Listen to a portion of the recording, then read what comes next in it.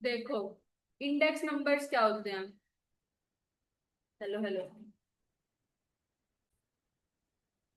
देखो, index numbers क्या होते हैं? इंडेक्स नंबर वो नंबर्स होते हैं या वो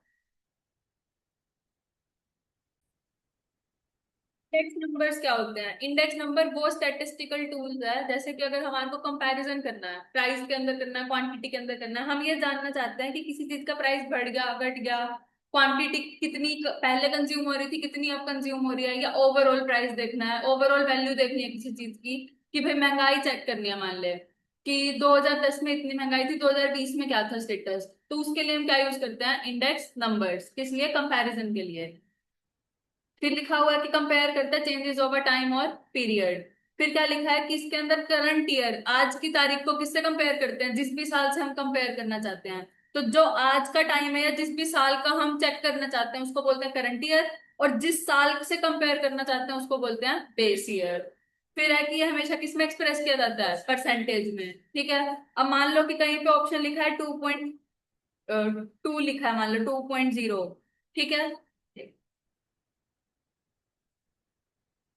कहीं पे लिखा है 2 और कहीं पे लिखा है 2%, तो किसको टिक करके आओगे? मान लो चार ऑप्शन है तो परसेंट वाले को टिक करके आओगे। ऐसा क्वेश्चन आ जाता है। एक जगह 2 लिखा होगा, एक जगह परसेंटेज में कन्वर्ट कर रखा होगा उसको, तो किसको टिक करोगे? परसेंटेज वाले को। फिर है कि इसको डिनोट कैसे करते हैं? अब जैसे पी है, प्राइस इंडेक्स की बात करें कि प्राइस में वेरिएशन देख रहे हैं, तो P01 लिखेंगे। 0 का मतलब होता है बेस ईयर और 1 का मतलब होता है करंट ईयर। अब अगर मान लो क्वांटिटी चेक करनी है तो क्यू आ जाएगा, वैल्यू चेक करनी है तो बी आ जाएगा। सिम मतलब डिनोट इसी तरीके से होएगा। बस पी की जगह क्यू वी कुछ भी आता रहेगा। ठीक है। मेजर क्वेश्चन जो आते हैं वो प्राइस इंडेक्स पे आते हैं, क्वांटिटी और वैल्यू पे बहुत कम आते हैं। फिर है प्राइस इंडेक्स। प्राइस इंडेक्स का क्या मतलब है? ऐसा इंडेक्स जो किसके अंदर चेंजेस मेजर करता है? प्राइस में। फिर आता है क्वांटिटी इंडेक्स, जो किसके अंदर कि कितनी क्वांटिटी पहले कंज्यूम हो रही थी, आज कितनी कंज्यूम हो रही है। ठीक है। फिर है कि चैलेंजेस, हमारे को क्या क्या प्रॉब्लम्स आएंगी इंडेक्स नंबर्स को कंस्ट्रक्ट करने में। पहला आता है कि भाई कौन से ईयर को बेस ईयर माने, कौन से ईयर से चेक करें कि भाई महंगाई जो है वो बढ़ गई या घट गई। नहीं पता चलेगा हमें। भाई मेरे हिसाब से 2010 में से बेस मानना है, कोई और हो सकता है बोल दे 2015 से चेक करो, तो नहीं पता हमें कि कौन से ईयर को बेस ईयर माने। दूसरा है कि किस प्रोडक्ट से चेक करें कि महंगाई बढ़ रही है घट रही है, ये भी नहीं पता। फिर तीसरा है कि प्राइस का सिलेक्शन करना पड़ेगा, कि अगर हम प्रोडक्ट चूज करना है कौन सा, तो कौन से साल का कौन सा प्राइस लें, नहीं पता। प्राइस तो वेरी करता रहता है। फिर है कि फॉर्मूला। अब ये फॉर्मूला क्यों बोला? अगर तुम्हें याद हो जब हमने क्लास में किया था, बहुत सारे फॉर्मूले हैं इसमें अलग अलग साइंटिस्ट के, तो कौन सा फॉर्मूला चूज करें, नहीं पता। सारी की थ्योरी सब कहते हैं हम हमारी थ्योरी ठीक है, किसकी थ्योरी हम सही माने, नहीं पता हमें। उसमें ही वेट आता है। अब हर कोई अलग चीज को वेट मानता है, कोई बोल रहा है आज की क्वांटिटी लो, कोई बोलता है 10 साल पहले की क्वांटिटी लो, कोई कुछ कह रहा है कोई कुछ कह रहा है, तो क्या मानने किसका माने, नहीं पता। तो ये सारे होते हैं चैलेंजेस। ठीक है। क्वेश्चन आ जाएगा तो इनमें से कुछ ना कुछ टिक होएगा, थ्योरी का पार्ट है। फिर है कि मेथड्स ऑफ कंस्ट्रक्टिंग। दो तरीके के मेथड होते हैं, एक होता है वेटेड और एक होता है अनवेटेड। अनवेटेड का दूसरा नाम सिंपल भी होता है। ठीक है। हर दोनों के दो दो तरीके होते हैं, एक होता है एग्रीगेटिव, एक होता है रिलेटिव। इसका भी एग्रीगेटिव और रिलेटिव। अब सबसे पहली बात आती है सिंपल एग्रीगेटिव मेथड। ठीक है। सिंपल एग्रीगेटिव मेथड में क्या होएगा? सिग्मा P1, करंट ईयर का प्राइस, सिग्मा मतलब सम, जितने भी करंट ईयर के प्राइस दे रखे हैं उनको ऐड कर दो, जितना भी बेस ईयर का प्राइस दे रखा है उनको ऐड कर दो इंटू 100। फिर है सिंपल रिलेटिव। रिलेटिव में क्या होएगा? ऊपर जो होएगा वो प्राइस इंडेक्स आएगा, P1/P0 इंटू 100 निकालो, पहले के अंदर वाली चीज निकलेगी, फिर उसका सम होएगा, और बाय में जितनी क्वांटिटीज है या जितने ईयर का डाटा कंपेयर करना है वो एन से डिवाइड हो जाएगा। समझ आया? P1/P0 इंटू 100 निकालो पहले हर किसी का। ठीक है। फिर उन सबको ऐड कर दो और फिर एन से डिवाइड। ठीक है। फिर आता है वेटेड एग्रीगेटिव। इसके तो दोनों तरीके हो गए, एग्रीगेटिव भी हो गया रिलेटिव भी हो गया। अब इस पे आ गए हम। ठीक है। Weighted aggregative. समझ आया? वेटेड एग्रीगेटिव का क्या मतलब है? अगर क्वेश्चन में डायरेक्टली वेट दे रखा हो, तो जो ये वाला फॉर्मूला था ना, ये वाला, इसके अंदर बस ऊपर नीचे वेट लगा दो। ठीक है। अगर वेट नहीं दे रखा तो इसके लिए अलग अलग साइंटिस्ट ने अलग अलग थ्योरी दी, हर कोई आया अपनी अलग थ्योरी देके गया। सबसे पहले आया लास्ट ईयर से, उसने क्या बोला कि बेस ईयर को लास्ट, एल का क्या मतलब होता है? लास्ट। अब लास्ट देखो किससे स्टार्ट होता है? एल से। और लास्ट ईयर से भी किससे स्टार्ट होता है? एल से। तो लास्ट मतलब लास्ट ईयर से के अंदर क्या आएगा, पहले का प्राइस, पहले की क्वांटिटी। तो इसमें वेट किसको मानेंगे, लास्ट ईयर की क्वांटिटी। इसको ऐसे याद कर लो, ठीक है। अब आता है पास्ट है, प्रेजेंट का क्या मतलब, प्रेजेंट, प्रेजेंट में पी आता है, मतलब आज की बात कर रहा है, और पास्ट में भी पी आता है, तो ये किसकी वैल्यू लेता है, करंट ईयर की। लास्ट, ये लास्ट ईयर से और पास्ट में प्रेजेंट, ठीक है। तो इसमें आज की क्वांटिटी आती है, ये दोनों तो याद हो गए, ठीक है। Sigma P1 by Q not upon P1 by P not by में क्यू नॉट इंटू 100, और यहाँ पे Q1 आ जाएगा, ठीक है। फिर आता है फिशर। फिशर क्या होता है, इन दोनों का geometric mean, under root L into P, और ये इन्हीं का फॉर्मूला रख रखा है अंदर, और कुछ नहीं कर रखा। ये क्यों क्यों लिखा है मैंने, कई बार होता है ये सब दे रखा हो और बोलते हैं कि फिशर निकालो, तो तुम्हें पता तो हो कैसे निकालना है, ठीक है। फिर है डॉर्बिश और बॉले, वो क्या करता है, लास्ट ईयर से और पास्ट ईयर का एवरेज, L+P/2। चार फॉर्मूले याद हो गए। फिर इसमें यहाँ पे भी वही कर रखा है, फॉर्मूले पुट कर रखे हैं, और कुछ नहीं है, मतलब इसको अलग से याद नहीं करना, लास्ट ईयर से और पास्ट याद करो, बट डायरेक्टली पुट करना है बस, ठीक है।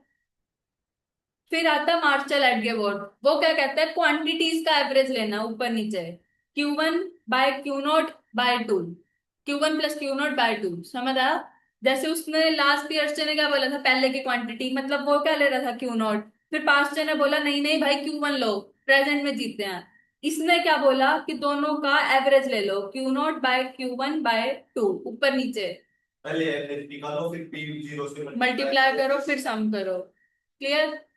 फिर है अगला, ये एग्रीगेटिव खत्म हो गया दूसरे का भी, अब बच गया अगला फॉर्मूला, वेटेड रिलेटिव मेथड। उसमें क्या होगा, ऊपर नीचे जैसे उसमें सिर्फ ये वाली चीज थी और बाय में एन था, सिंपल वाले में, इसमें क्या आ जाएगा, ऊपर नीचे बस वेट आ जाएगा, सेम फॉर्मूले। एक फॉर्मूला याद हो गया, सारे फॉर्मूले अपने आप बन जाएंगे, कोई दिक्कत। ये सारे फॉर्मूले थे और कुछ नहीं है। फिर आता है क्वांटिटी इंडेक्स। क्वांटिटी इंडेक्स बिल्कुल सेम है, जहां जहां पे प्राइस था वहां वहां पे क्वांटिटी आ जाएगी, सिर्फ पी किससे रिप्लेस हो जाएगा, क्यू से। कोई प्रॉब्लम, ये क्वांटिटी इंडेक्स खत्म हो गया, खत्म। इसके बाद आता है वैल्यू इंडेक्स। अब मैं बोलूं कि 1 रुपए की एक टॉफी आती है और 10 टॉफी खरीदनी है, तो कितने रुपए होंगे टोटल, 10। तो क्वांटिटी इंटू प्राइस करते हैं तभी वैल्यू निकलती है, ये बात पता है सबको। तो हर किसी में वैल्यू इंडेक्स कैसे बन जाएगा, P1 Q1 बाय में P0 Q0 into 100। Normal formula क्या होता था, P1 बाय में सिग्मा P0 इंटू 100। अब वैल्यू की बात कर रहे हैं तो यहाँ पे क्या आ जाएगा, Q1, और यहाँ पे क्या आ जाएगा, Q0। समझ आ गया, वैल्यू इंडेक्स खत्म, कोई दिक्कत। इसके बाद कभी कभी बोल देता है ग्रुप इंडेक्स निकालो, तो ग्रुप इंडेक्स के लिए क्या करना होगा, डब्ल्यू आई जो होता है वो तो वेट ही होता है, हमें पता ही है। आई जो होता है वो क्या होता है, इंडेक्स पर्टिकुलर आइटम का, वो दे रखा होगा क्वेश्चन में, बस पुट करना, क्लियर। इसके बाद नेक्स्ट चीज आती है कंज्यूमर प्राइस इंडेक्स। अभी ये करते हैं, पहले एक दो क्वेश्चन करो इसके, ताकि इतना तो याद रहे तुम, करो। ये लेने हैं तो अभी के लिए काम कर लो। थोड़े से रहते हैं इनमें, टेस्ट लिखने रहते हैं, वो लिख के दे दूंगी। आजा श्रेया, आप भी आजा देखने।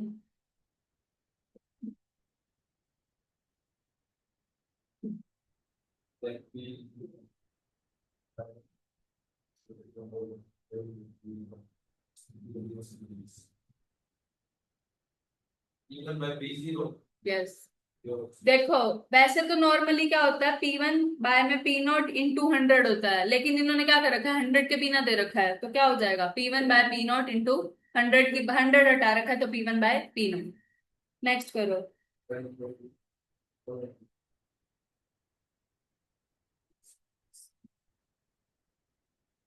सिंपल एग्रीगेटिव मेथड से प्राइस इंडेक्स निकालना है, क्या फॉर्मूला होता है, P01 = सिग्मा P1 बाय में सिग्मा P0 इंटू 100।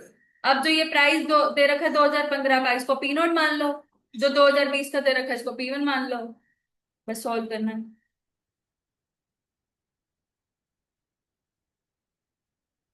और एक और बात जो मैं बताना भूल गई, बेस ईयर में अगर कोई भी प्राइस अगर कभी मानते हैं तो वो 100 मानते हैं, ठीक है, ये याद होगा वैसे तो तुम्हें, पर नहीं याद तो 100 मानते हैं उसको।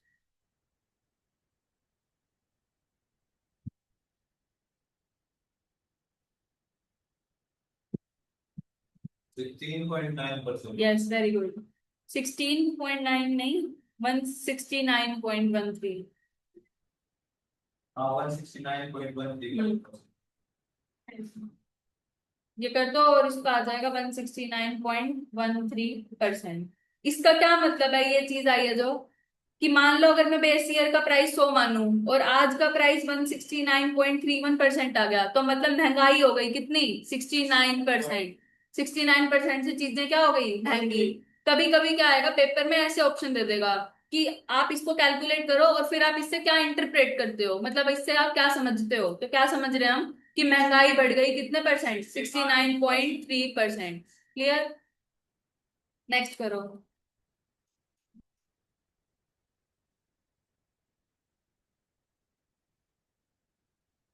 फिशर क्या होता है, Fisher under root L into P. 108.9। Yes, very good. Under root होता है एल इंटू पी का, कर दो। 108.9। अगले का 183.8। यस, आ गया। तो इसका हो गया ये। नेक्स्ट करो, फिशर का इंडेक्स दे रखा है, लास्ट ईयर से का बताना है। फिशर का फॉर्मूला ये होता है एल इंटू पी। मुझे ये निकालना है, तो क्या कर दो, स्क्वायरिंग कर दो दोनों साइड। तो ये एल इंटू पी हो गया, तो ये एफ स्क्र by p is equal to l. F स्क्र दे रखा है, पी दे रखा है, एल निकालो। हाँ, हाँ फिशर तो दे ही रखा है ना, 160 का स्क्वायर कर लो।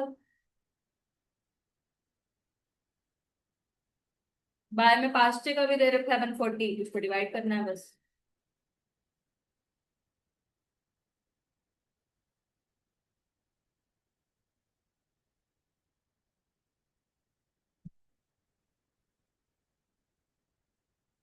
हम्म, 182.8।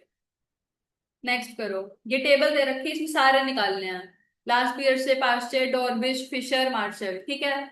ये कॉमोडिटी दे दी, प्राइस दे दिया 2000, 2000 का और 2001 का, तो ये क्या हो जाएगा पी नॉट, ये क्या हो जाएगा पी वन, ये क्या हो जाएगा क्यू नॉट, ये क्या हो जाएगा क्यू वन। सॉल्व कर दो। सारे फॉर्मूले तुम्हें पता है। सबसे पहले लास्ट ईयर से बताओ क्या होता है formula. P1 P0 summation of sigma p one q not by में sigma p not q not into 100। निकालो।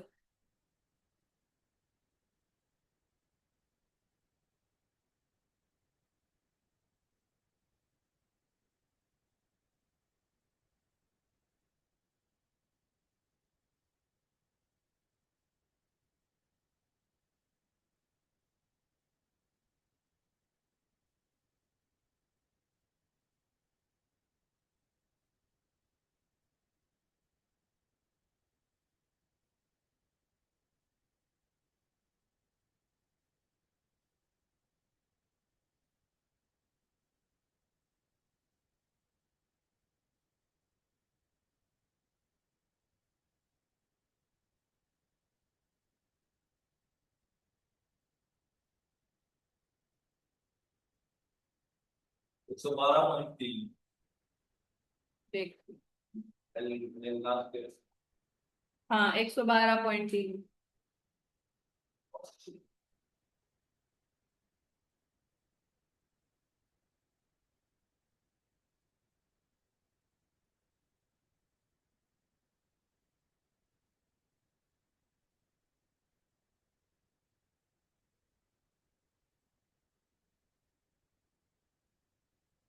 आ गया 112.3। देखिए उसकी कहाँ कैलकुलेशन गलत हो गई, 456 आ रहा है ऊपर। 456 नीचे 406 इंटू 100 ही आएगा।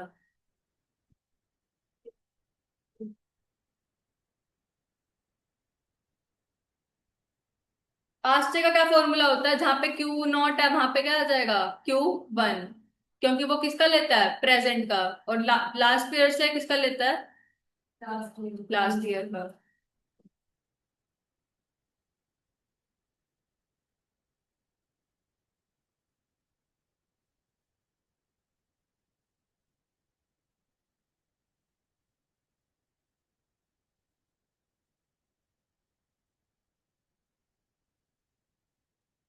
एक 112.1। Yes yes.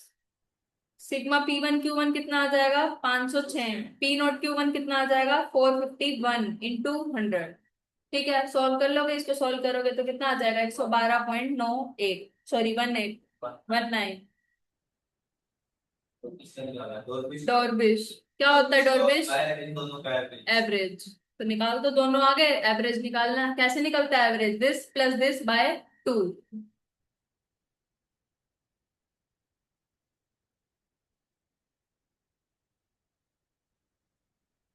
112.2। यस, 112.25। और या मार्शल स्टडी के बारे में। आ गया। फिर है फिशर। फिशर क्या होता है? दोनों का ज्योमेट्रिक मीन। तो इसको इससे मल्टीप्लाई कर दो और फिर क्या ले लो, रूट। 112.2 यस। पॉइंट 24। फिर है मार्शल एडगेबोर्ड। इन दोनों का क्या पहले क्या क्वांटिटीज का एवरेज और फिर उसको किससे मल्टीप्लाई करोगे, प्राइस से। या फिर एक और तरीका होता है, उसको पूरा खोल के लिख लो। जैसे ये फॉर्मूला था ना, sigma P1 Q0/Q1/2 upon sigma P0 Q0/Q1/2 into 100। ये होता है, इस 2 से ये 2 तो चला जाएगा। ऊपर क्या बन जाएगा, P1Q0 प्लस सिग्मा P1Q1 में sigma P0Q0 plus sigma P0Q1 into 100। इनको अलग से सॉल्व कर लो, वो थोड़ा एवरेज लेना प्रॉब्लमेटिक हो जाएगा, ये कर लो। समझ आया? हर चीज की वैल्यू तुमने निकाल रखी है ऑलरेडी। P1Q0 निकाल रखा है, कितना आया था? वो आया। P1Q0 आया था 456। P1Q1 आया था तुम्हारा 506। P0Q0 आया था 406। और P0Q1 आया था 451। सारी चीजें आई हुई हैं, इसको मल्टीप्लाई कर दो 100 से।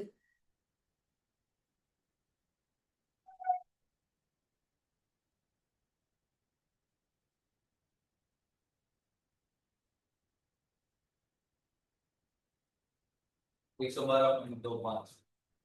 आंसर तो सेम ही आ रहे हैं। हाँ, 112.25। ये सारे क्वेश्चंस पास्ट ईयर्स में आए हैं, मैं वही करा रही हूँ। 6 नंबर का चैप्टर है, मत छोड़ना। अच्छा है और इजी है, मतलब कुछ भी नहीं है इसमें, तुम देख सकते हो। और कल सैम्पलिंग कराऊंगी, वो भी 6 नंबर का आता है। 112.25। 857।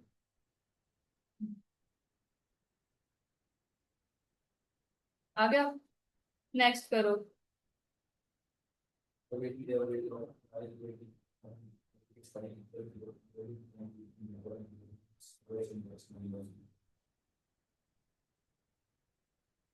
मार्शल ले लीजिए। पढ़ दोबारा। Weighted average of price relative of commodity when the weights are equal to the commodity in the current year। Current year की कौन बात करता है? Past year. समझ आया? और वेट का क्या मतलब है? क्वांटिटी। वेट ही तो लिए थे वो, समझ आ गया? Next. Quantity consumed in the base year. Last year से किसका लेता है? Quantity consumed in the base year. देख लो तुम, ये क्वेश्चन आते हैं इस चैप्टर से, आसान है ना।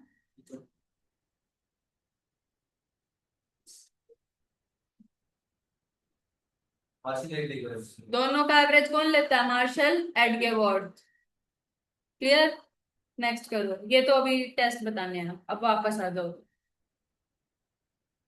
ठीक है, फिर आता है consumer price index. Consumer price index को एक और नाम होता है कॉस्ट ऑफ लिविंग इंडेक्स, या फिर कभी कभी इसको पेपर में नाम आ जाता है रिटेल प्राइस इंडेक्स। इसका क्या मतलब होता है? रोजाना जिंदगी के जो हमारे खर्चे होते हैं उनमें कितना बढ़ाव घटाव आ रहा है, ठीक है, वो अगर हमें मेजर करना होता है तो उसको बोलते हैं कंज्यूमर प्राइस इंडेक्स। उसका फॉर्मूला होता है कि आज कितना खर्चा हो रहा है बाय में, पहले कितना खर्चा हो रहा था। क्लियर? आज कितना खर्चा हो रहा है बाय में, पहले कितना हो रहा था। या फिर ये इसका वही फॉर्मूला जो मैंने किसका बताया था अभी, ग्रुप इंडेक्स का बताया था ना, वेट इंटू इंडेक्स बाय में सिग्मा वेट। क्लियर? दो तरीके से निकल सकता है। फिर आता है एक चीज डिफ्लेटेड वैल्यू। इसका एक और नाम होता है रियल वैल्यू, या इसका एक और नाम होता है रियल वेजेस। मतलब अगर कोई हमें कहे कि रियल वेज बताओ, तुम्हारी एग्जैक्ट तनख्वाह कितनी है असलियत में, तो करंट वैल्यू बाय में प्राइस इंडेक्स। जैसे अगर मैं बोलूँ 2010 में इंडेक्स था 100 और मेरी वेज थी 500, तो मेरी रियल सैलरी कितनी थी? तो मैं क्या करूंगी, जो मेरी तनख्वाह है वो बाय में उसका प्राइस इंडेक्स इंटू 100। क्यों करें 100? क्योंकि हमेशा किसमें निकलता है, परसेंटेज में। अब 2011 की बात करें अगर, तो इंडेक्स मान लो तो 110 था, वेजेस 600 थी, तो रियल वेजेस कितनी आ जाएगी, 600 बाय 110 इंटू 100। काटा पिट्टी कर दो, जो आएगा वो आंसर आ जाएगा। समझ आ गया? इनके नाम याद रखना, हर बारी अलग नाम से आ जाता है और बच्चा उसी में घूमता है। बस नाम याद रख लो, 4 बारी में पढ़ लोगे आराम से याद हो जाएंगे, ठीक है। इसके बाद जो सबसे ज्यादा इंपॉर्टेंट टॉपिक है, अभी इसमें एक दो टॉपिक और रहते हैं, वो जो मैंने कराया था स्प्लाइसिंग ऑफ इंडेक्स, अगर याद हो तो क्लास में वो करेंगे, इतने इंपॉर्टेंट नहीं है। अगर कहोगे तो मैं कल करा दूंगी, ठीक है, लेकिन अभी के लिए तो ये टेस्ट बहुत ज्यादा इंपॉर्टेंट है। सबसे पहले 4 तरीके के टेस्ट होते हैं। तुमसे कोई ये पूछे कि कितने टेस्ट होते हैं, तो 4 होते हैं, ठीक है। कितना कोई इंडेक्स नंबर एडिक्वेट है, मतलब कितना कोई इंडेक्स नंबर अच्छा है, उसको चेक करने के लिए टेस्ट चेक करते हैं। पहला आता है यूनिट टेस्ट। यूनिट टेस्ट वो टेस्ट होता है जिसपे यूनिट यानी कि कोई चीज किस यूनिट में उससे फर्क नहीं पड़ता। This test requires the formula for constructing the index number should be independent of unit। ठीक है, यूनिट से फर्क नहीं पड़ता। All the index number satisfy, अब ये क्वेश्चन आता है कि इसको, इस टेस्ट को कौन से जो फॉर्मूले हैं वो सेटिस्फाई करते हैं। इसको सारे सेटिस्फाई करते हैं except simple aggregative of price, इसको छोड़ के सब सेटिस्फाई करेंगे। क्लियर? इसके बाद आता है time reversal test. Time reverse हो रहा है मतलब उल्टा हो रहा है। देखो, this test implies that the period are reverse. ठीक है, मान लो कि एक पीरियड है P01, इसका क्या मतलब है कि प्राइस इंडेक्स निकालना है in comparison with the base year. इसका क्या मतलब है कि प्राइस इंडेक्स निकालना है in comparison with the current year is equal to 1। ये उल्टा होएगा, क्यों? क्योंकि फॉर्मूला उल्टा हो जाएगा। इसमें क्या आता है, सिग्मा P1 बाय में सिग्मा P0। इसमें क्या आ जाएगा, सिग्मा P0 बाय में सिग्मा P1। इन दोनों का सिग्मा मल्टीप्लाई करेंगे तो हमेशा 1 आएगा। तो ये टाइम रिवर्सल कहता है कि अगर आपको उल्टा करना है, मतलब करंट का बेस में देख रहे हो तो बेस का करंट में देखना है, तो उसका क्या कर दो, रेसिप्रोकल। ठीक है, रेसिप्रोकल कर दो तो निकल जाएगा। इसका बोलते हैं टाइम रिवर्सल टेस्ट। जैसे टाइम उल्टा हुआ तो ये भी क्या हो गया, उल्टा। क्लियर? पढ़ो। This test implies that the periods are reverse. अगर टाइम पीरियड रिवर्स हो गया तो resulting index number should be the reciprocal of the original index number. Clear हो गया? इस टेस्ट को कौन कौन सेटिस्फाई करता है, Fisher, Marshall, Edgeworth. Simple geometric mean और प्राइस रिलेटिव, इन दोनों के देखो मैंने तुम्हें फॉर्मूले नहीं बताए। क्यों नहीं बताया? क्योंकि इसमें लॉग और एंटी लॉग लगता है, वो बहुत बड़े बड़े से फॉर्मूले हैं। तुम कहोगे तो मैं बता दूंगी, बताने में मुझे कोई प्रॉब्लम नहीं है, लेकिन बुक में नहीं दे रखे हैं, बुक में सिर्फ यहीं पे नाम है। तो तुम अपने नाम याद कर लो। कोई ज्यादा से ज्यादा क्वेश्चन यही पूछेगा कि इनमें से कौन सा टेस्ट किसको सेटिस्फाई करता है, तो नाम याद होंगे तो टिक हो जाएंगे। ठीक है। Simple geometric mean of price relative और weighted geometric mean of price relative, ये 4 टेस्ट जो है वो इसको सेटिस्फाई करते हैं। अगर ऑफिशियल के फॉर्मूले को सेटिस्फाई करता है टाइम टेस्ट तो लेस पीरियड पास। ऐसा कुछ जरूरी नहीं है, क्योंकि उसका ज्योमेट्रिक मीन आ गया, अब वो उसमें ज्योमेट्रिक मीन में प्रॉपर्टी तो अलग होगी ना उस चीज की।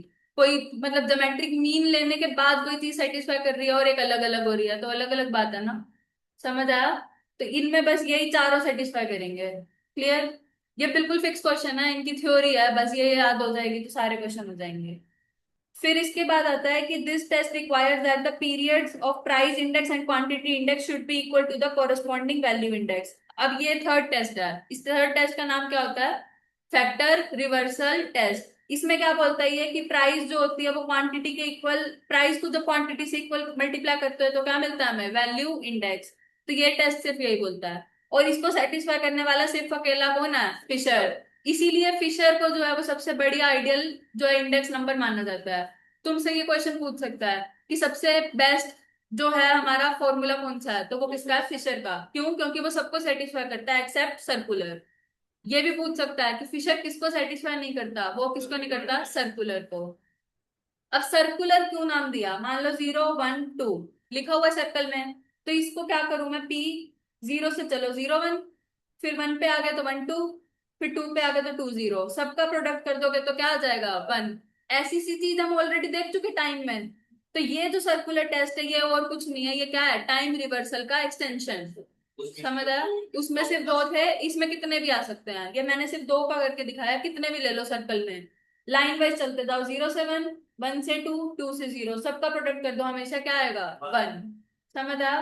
तो ये एक्सटेंशन है किसका? टाइम रिवर्सल टेस्ट का। पूछ लेगा कि सर्कुलर टेस्ट किसका एक्सटेंशन है, तो किसका एक्सटेंशन है? टाइम रिवर्सल टेस्ट का। पढ़ो, it is just an extension of time reversal test. As per this test the index number are in the circular formation, यही जो मैंने बताया। फिर it is concern with the measurement of pure changes over the time period when it is desired to shift the base. जब हमें base को shift करना है, देखो बार बार बेस शिफ्ट हो रहा है। यहाँ पे बेस क्या था? 0। यहाँ पे बेस क्या हो गया? 1। यहाँ पे बेस क्या हो गया? 2। तो जब जब हमें बार बार बेस को शिफ्ट करना हो तो किसको यूज करते हैं? सर्कुलर टेस्ट को। इस पे भी क्वेश्चन आ सकता है कि अगर हमें बेस ईयर को बार बार शिफ्ट करना हो तो कौन सा टेस्ट यूज करते हो? Circular test. क्लियर? फिर ये टेस्ट कौन कौन सेटिस्फाई करता है? गलती से भी इसमें फिशर मत कराना, फिशर पहले 3 करता है, सर्कुलर को नहीं करता। तो ये करेगा simple geometric mean of price relative और weighted aggregate of with fix weights. Clear? दो ये है, नाम याद करने हैं। हो जाएंगे। चलें क्वेश्चंस पे। ठीक है, करो। Unit test, time reversal test, कौन सा टेस्ट है ये? Time reversal test. Next.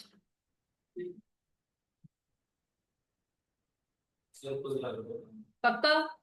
3 index number namely last year से पास से फिशर कौन से टेस्ट को सेटिस्फाई नहीं करते? अब तुम फिशर से देख लो, फिशर जहां पे आ गया, फिशर 3 को करता है, किसको नहीं करता? सर्कुलर को। तो आंसर क्या आ जाएगा? सर्कुलर। नेक्स्ट।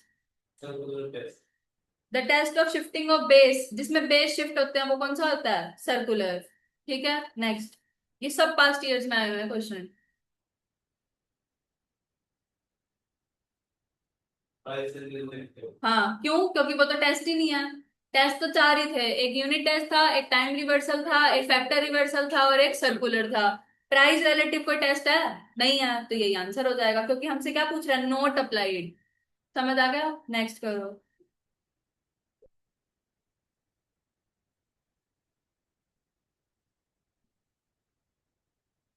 सर्कुलर टेस्ट सारी थ्योरी में कवर हो गए थे क्वेश्चन। क्लियर? ठीक है, नेक्स्ट।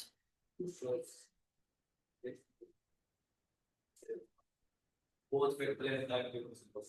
फिशर जो है वो किसको नहीं करता? सर्कुलर को नहीं करता, तो फैक्टर को भी करता है और टाइम रिवर्सल को भी करता है, तो यही पूछ रहा था कि फिशर किसको करेगा। समझ आ गया? नेक्स्ट। Circular टेस्ट, फिशर जो है वो किसको नहीं करता? सर्कुलर को। नेक्स्ट।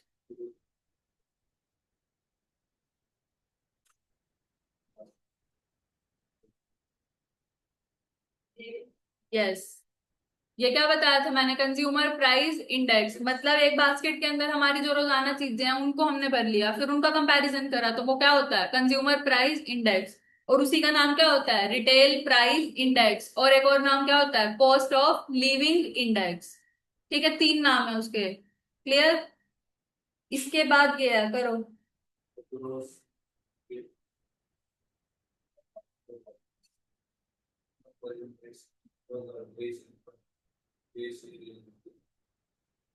ये बहुत अच्छा क्वेश्चन है यार। देखो, इस टाइप का जब भी क्वेश्चन आएगा तो तुम्हें क्या करना है? मेरे को क्या कह रहा है? Gross monthly pay of an employ was 15,000 in the year 2020। 2020 में बात करते हैं, ठीक है? एक हाँ, 23,250, लेकिन इसमें ये पूछ रहा है कि कितना हमारे को चाहिए होएगा कंपेंसेट करने के लिए। कंपेंसेट के लिए 15,000 तो उसकी ऑलरेडी है। 23,250 अब निकला तो माइनस कर देंगे। हाँ, समझ आया? तो देखो, 2020 की बात करते हैं। 2020 में उस आदमी का इंडेक्स तो मुझे नहीं पता, नहीं पता तो कितना मानते हैं? 100। उसका जो वेजीज है वो कितना है? 15,000। ठीक है। फिर आ जाओ कौन से ईयर में? 2023 में। उसका इंडेक्स पता है मुझे कितना? 155। ये नहीं पता। ठीक है, जब ऐसा क्वेश्चन आता है तो डायरेक्ट क्रॉस मल्टीप्लाई कर दो, इसको इससे मल्टीप्लाई, इसको इससे। एक्स की वैल्यू कैसे निकलती है? 155 इंटू 15। ठीक है, इसको सॉल्व कर दो। इसको सॉल्व करोगे तो आ जाएगा 23,250। ये आ गया, मतलब यहाँ की वेजेस मुझे पता चल गई कि कितनी है? 23,250। ठीक है। अब मेरे को ये कह रहा है कि कितना मेरे को कंपेंसेट करने के लिए चाहिएगा। आज को मेरे को वेजेस जो है वो इतनी चाहिए। मेरे को पहले कितनी मिल रही थी? 15,000। तो मेरा इंक्रीमेंट कितने का होएगा? 50। ठीक है, 8250। क्लियर? तो कौन सा आंसर आ जाएगा? बी। नेक्स्ट सेम क्वेश्चन है, करो। अच्छा है काफी।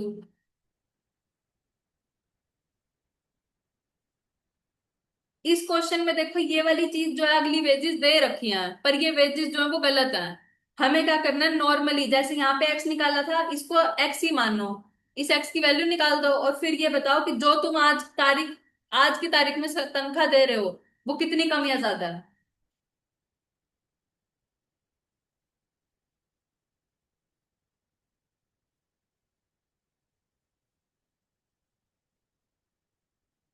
500 रुपए कम।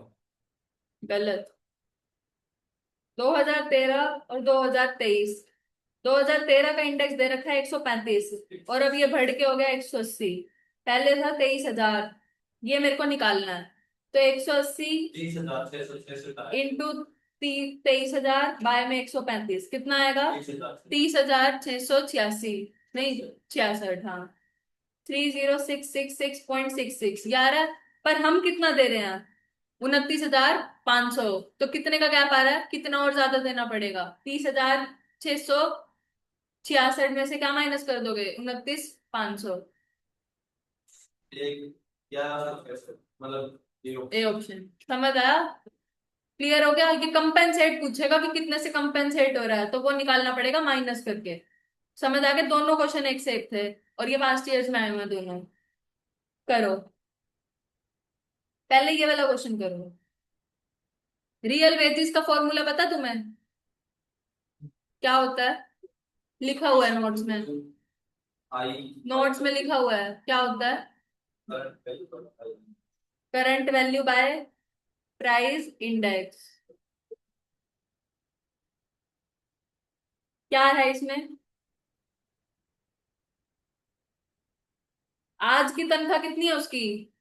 8190, और प्राइस इंडेक्स कितना है?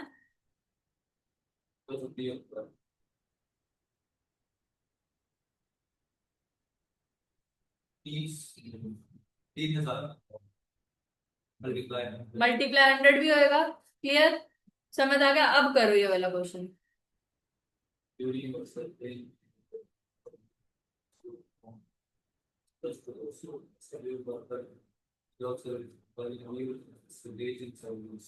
रेज इन सैलरीज बताना है, तो मैं क्या करूंगी, पहले 2000, कौन से ईयर तो दे ही नहीं रखा, पहले वाला इनिशियल रियल वेजेस निकाल लूंगी कि पहले एक्चुअली उसकी कितनी सैलरी थी और आज एक्चुअली उसकी कितनी सैलरी है। पहले कितनी सैलरी थी उसकी? 330 जो हमें दिख रही है, और इंडेक्स कितना था? 110। और अब वो कितनी हो गई? इंटू 100 भी होएगा। ठीक है। और अब वो 500 हो गई, बाय में इंडेक्स कितना है? 200 इंटू 100। तो क्या हो रहा है, यहाँ पे तो काटा पीटी करोगे तो 300 रुपए आ जाएगी। ठीक है। यहाँ पे काटा पीटी कर दो, कितना आ जाएगा? 250। पहले 300 रुपए मिल रहे थे और अब कितने मिल रहे हैं उसको? 250। तो क्या हो गया? लॉस कितने का? 50 रुपए का। क्लियर? ये हो गया मोटा मोटी तुम्हारा पूरा का पूरा इंडेक्स नंबर रिवाइज। ठीक है, अब एक आधा टॉपिक बचे हैं, वो मैं कल करा दूंगी। हुआ 1998 को बेस ईयर मान के सिंपल एग्रीगेटिव मेथड से 1999 और 2000 का प्राइस इंडेक्स बताओ। हाँ, सिंपल एग्रीगेटिव।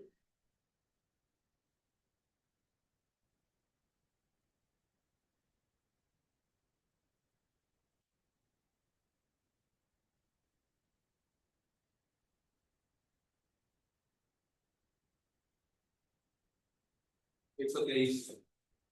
यस, किसका? 1999। ठीक है। इनका सम कितना आ रहा है? इसका 20, 20 का 24। इसका 24.6। ठीक है, क्या फॉर्मूला होता था श्रेया? सिग्मा P1 बाय में सिग्मा P0 इंटू 100। अब P0 क्या है? बेस ईयर 98, तो इसका सिग्मा कितना आ रहा है? 20, तो डिवाइड 20 से हो जाएगा। ऊपर कितना आ रहा है? 24.6 इंटू 100। तो कितना आ जाएगा? ऊपर वाले का तो 123, और इसका सम करोगे तो वो भी वही आ जाएगा, 24.6। तो इसका भी सेम ही आएगा। समझ आ गया? ठीक है।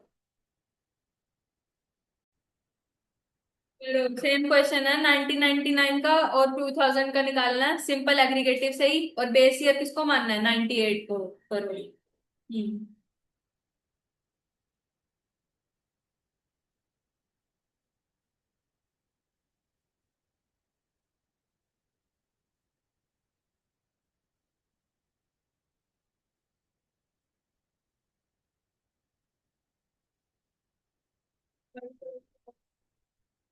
कितना आ रहा है?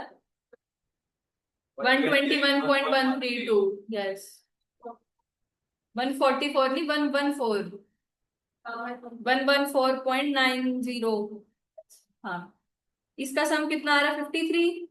इसका सम कितना आ रहा है? 64.2। और इसका सम कितना आ रहा है? 60.9। ठीक आ रहा है। अब हमें किसका निकालना है? 1999 का।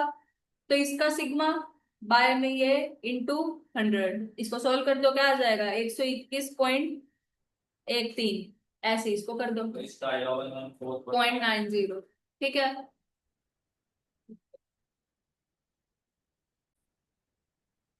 Next question. सिंपल एवरेज निकालना है प्राइस रिलेटिव से। क्या होता है formula? Sigma P I by में पी नॉट इंटू 100 बाय में एन। सबका पी दे रखा है, P1 ये वाला होएगा, P0 ये वाला होएगा। सबका P1 बाय P0 निकाल लो पहले, फिर उनको ऐड कर दो। और किससे डिवाइड होएगा? 5 से। ठीक है, करो।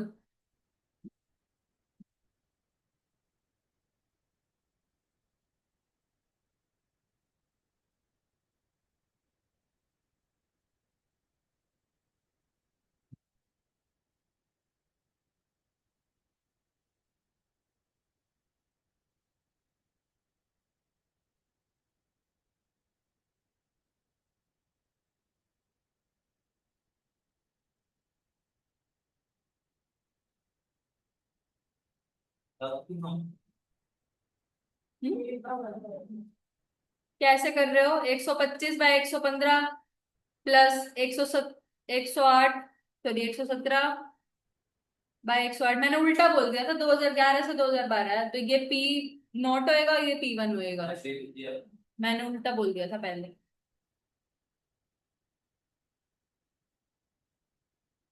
ऐसे ही कर रहे हो ना जैसे मैंने लिखा है?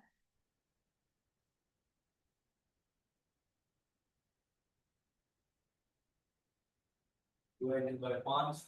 हम्म। 109.23। यस। 109.60।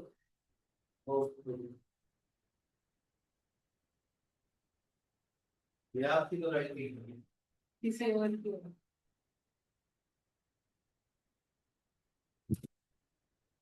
यही बनाने को देखो इसमें। ये देखो बस दिमाग। ऐसे देखो।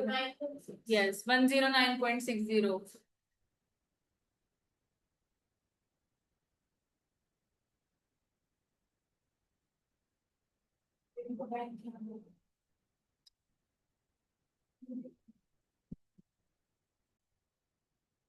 लास्ट ईयर से का प्राइस इंडेक्स बताओ। लास्ट ईयर हाँ। क्या होता है formula? P1 Q not last year से है तो कौन सा लास्ट ईयर का लेगा वो? तो सिग्मा P1 Q0 बाय में सिग्मा P0 Q0 इंटू 100।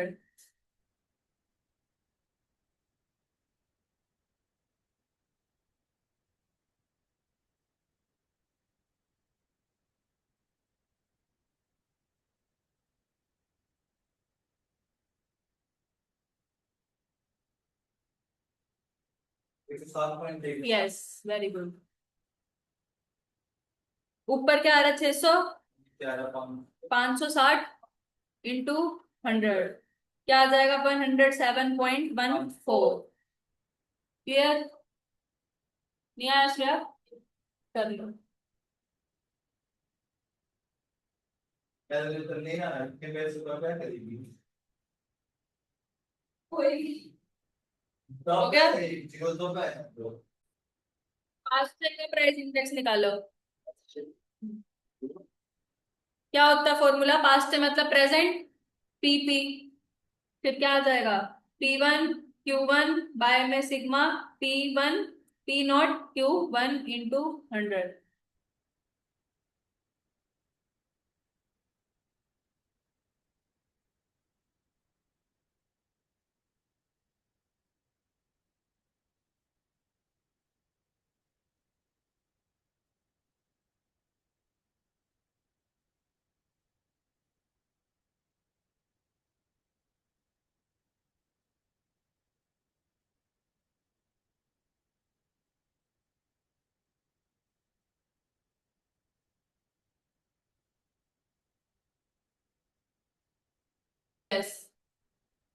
112.195। ऊपर वाले का सम कितना आ रहा है? 506। हाँ। नीचे कितना आ रहा है? 5451 इन 200। यही आ रहा है रुचि।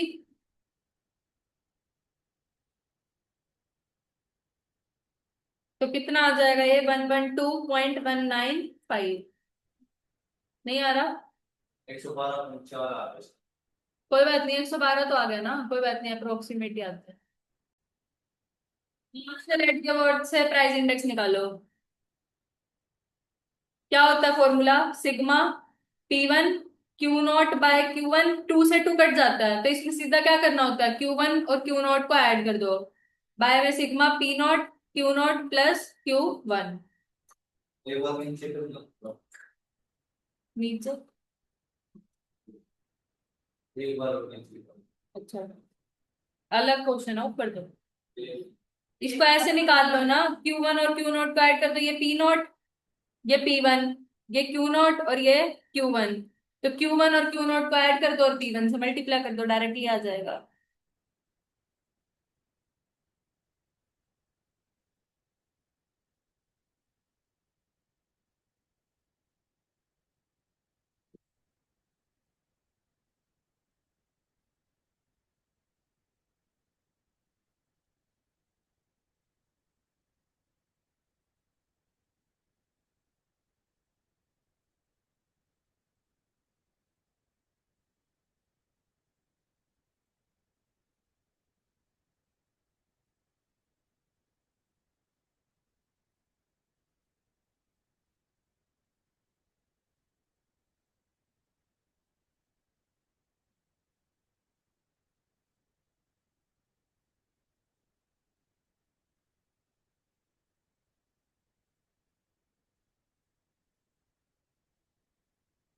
तो 12.25। 112.25, यस। ऊपर आ जाएगा 962 और नीचे आ जाएगा 857 इंटू 100। क्या आ जाएगा? 112.25। क्लियर? आ गया सबका या नहीं आया रुचि? आ गया श्रेया? कैसे करना है? Q1 प्लस Q0 निकाल ले, दोनों को ऐड कर दे और फिर किससे मल्टीप्लाई कर दे?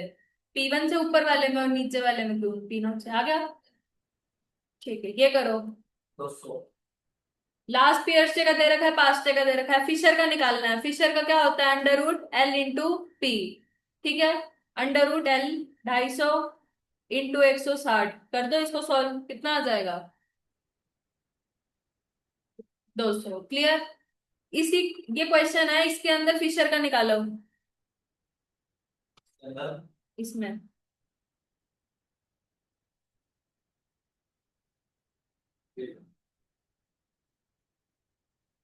पहले एल का निकालना पड़ेगा, फिर पी का निकालना पड़ेगा और फिर क्या करना पड़ेगा? दोनों का under root.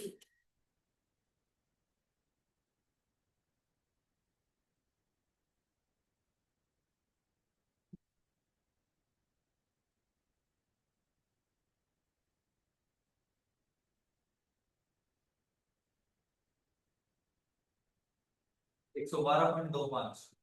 Yes.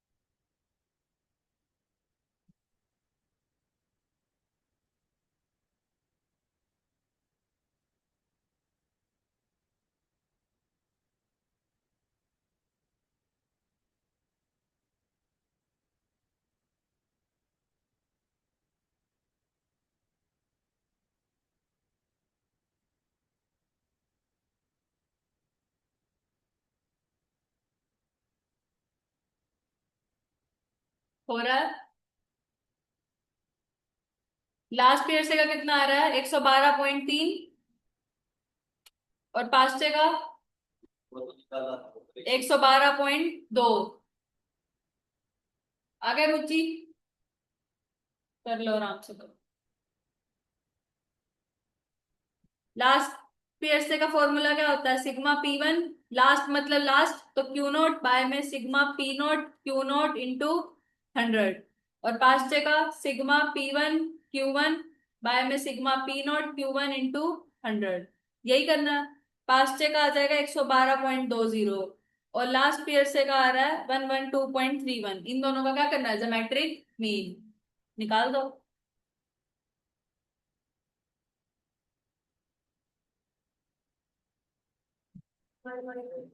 Yes, 112.254। Clear?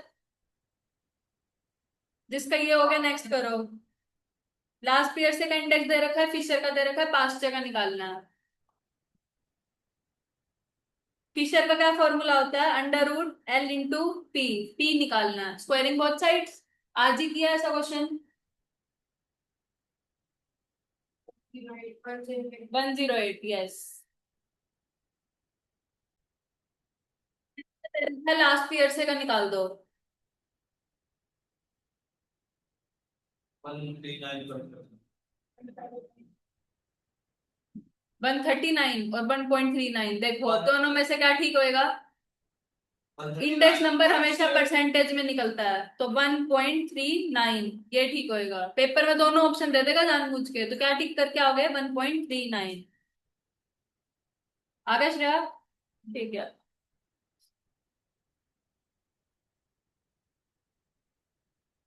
बोले का दे रखा है इंडेक्स 150, लास्ट पीरियड से का दे रखा है 180, पास्ट का बताना है। 1.66 गलत। बोले का क्या होता है फॉर्मूला? L+P/2। तो 300/180 करेंगे तो 1.6 यार। 300 में से 180 जाएंगे तो 120 बचता है भाई। डिवाइड ही करो अब उसके पिक्चर जो आ रहे हैं सो बोले का क्या फॉर्मूला होता है? L+P/2, पी निकालना है बस। अब तो याद हो गए होंगे फॉर्मूले। नहीं नहीं, 120 150 is equal to 180, plus P तो हमें निकालना है बाय 2, तो 300 minus 180 is equal to P, तो 120। आगे समझ? ठीक है।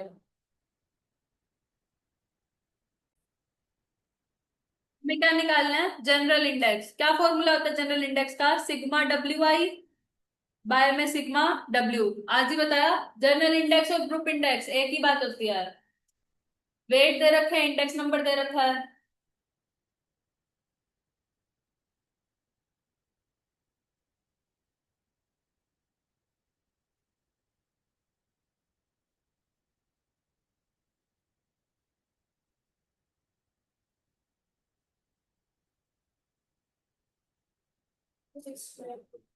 269.2, yes very good.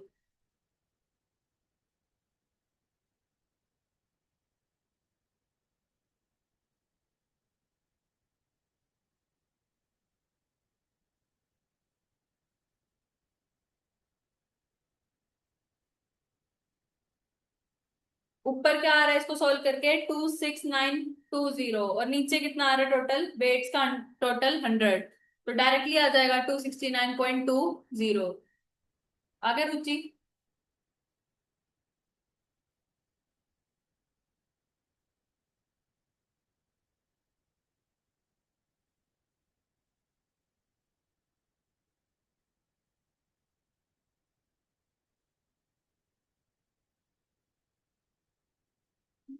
9.20, yes very good. हो गया शुभम? इन दोनों का मल्टीप्लाई कर और फिर ऐड कर दे, और डिवाइड बाय सिग्मा वेट, इनका टोटल 100 आ रहा है। वेट तो कुछ गलती कर दी होगी, मेमोरी प्लस करके करके देख लो। कह रहा है कि 2005 में होलसेल प्राइस इंडेक्स 286 था, ठीक है, with 1985 as the base year. Then कितना ज्यादा प्राइस जो है वो 2005 में इंक्रीज हुआ होगा, जब इसका कंपैरिजन किससे हो रहा है? 1985 से। जब बेस ईयर का प्राइस इंडेक्स नहीं दे रखा होता तो कितना मानते हैं? 100 पहले था, अब बढ़ के कितना हो गया? 286। तो इंक्रीमेंट कितना हुआ? 186। बच्चे गलती से 286 पे टिक कराते हैं, तो इंक्रीमेंट पूछ रहा है, तो कितनी महंगाई बढ़ी है? 186। इसी क्वेश्चन में ये भी पूछ सकता है कि आप इससे क्या इंटरप्रेट कर रहे हो, तो क्या इंटरप्रेट कर रहे हैं कि महंगाई बढ़ गई कितना, 186%। क्लियर? आज ही करा है ऐसा question. Cost of living index 2 सालों का दे रखा है, 2015 का और 2021 का, कितना कितना दे रखा है, जो भी दे रखा है। सैलरी दे रखी है वर्कर की 2015 की, तो कह रहा है कि 2021 में कितनी एडिशनल सैलरी देनी पड़ेगी कि वो उसका लिविंग स्टैंडर्ड जो है 2015 वाला मैच हो जाए। समझ आया? क्या होता है cost cost of living index का फॉर्मूला कैसे निकलता है? मल्टीप्लाई करना पड़, एक्स निकालने वाले क्वेश्चन नहीं कराया आज, वैसे ही होएगा बिल्कुल सेम। 2015 का डाटा लिखो और 2021 का लिखो। इंडेक्स कितना है? 97.5, और यहाँ पे कितना है? 115। यहाँ पे सैलरी कितनी है? 1900, 500। ये एक्स मुझे निकालना है।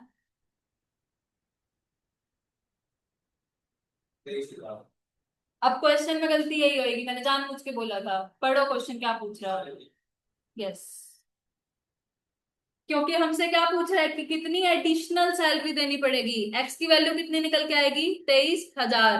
तो एडिशनल कितनी देनी पड़ेगी? पहले उसे 19,500 तो दे ही रहा था, तो 3,500 रुपए सैलरी बढ़ानी पड़ेगी, ताकि वो उसी ऐश और आराम से जी सके।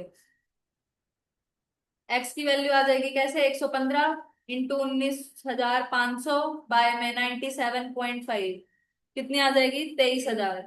आ गई 23,000। अब मेरे को कह रहा है कि कितना एडिशन होना पड़ेगा, तो 23,000 सैलरी में से कितना माइनस करना पड़ेगा? 19,500, तो कितना आ जाएगा? 3,500। क्लियर? क्वेश्चन कैसे होएगा? ये क्वेश्चन अच्छा है, लगाओ दिमाग।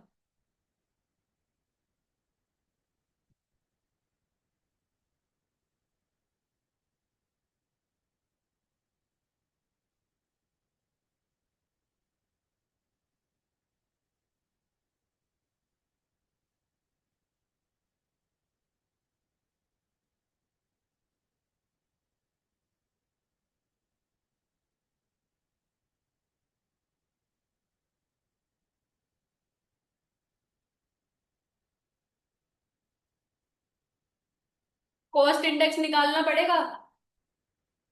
निकालना आता है कॉस्ट इंडेक्स?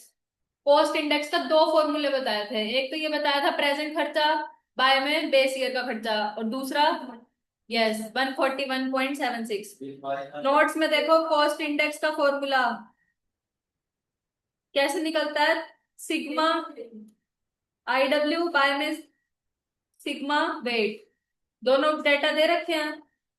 यहाँ से कॉस्ट इंडेक्स निकल जाएगा 3544/25। सोल्व करो इसको, कितना आ जाएगा? 141.76। कॉस्ट इंडेक्स आ गया। बेस ईयर का नहीं दे रखा तो कितना मानते हैं? 100। एक सैलरी चाहिए, वो दे रखी है। अब सैलरी बतानी है, नहीं बता सकते।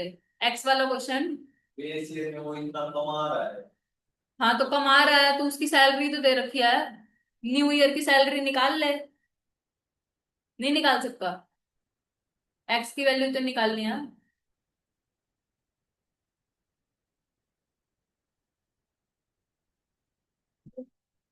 बेस ईयर का इंडेक्स, यस 2906.08। बेस ईयर का इंडेक्स 100, और कमाता कितना था? 2,550 रुपए। अब इंडेक्स कितना हो गया? 141.76, बट सैलरी नहीं पता, तो एक्स निकाल दो। आ गया? क्या आएगा आंसर? 2906.08। अब मैं कुछ थ्योरी के क्वेश्चन बोल रही हूँ, वो बताना, लिख नहीं रही।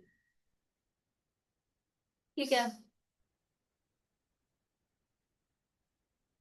ऑप्शंस पहले चारों सुन लेना आराम से। क्वेश्चन है, a series of numerical figure which shows the relative position is called. पहला ऑप्शन इंडेक्स नंबर, दूसरा ऑप्शन रिलेटिव नंबर, तीसरा ऑप्शन एब्सोल्यूट नंबर, और fourth option none of these. Index number. Index number for the base period is always, अगर नहीं दे रखा होता तो क्या मानते हैं? 100। समझ आ गया? सेकंड, जो सबसे ज्यादा इंपॉर्टेंट रोल प्ले करता है वो कौन करता है? वेट। ना क्लासेस तो इस चैप्टर में आया ही नहीं, एस्टिमेशन भी नहीं करते, नन भी गलत होएगा, क्यों? क्योंकि वेट ऑलरेडी ठीक हो चुका। ठीक है।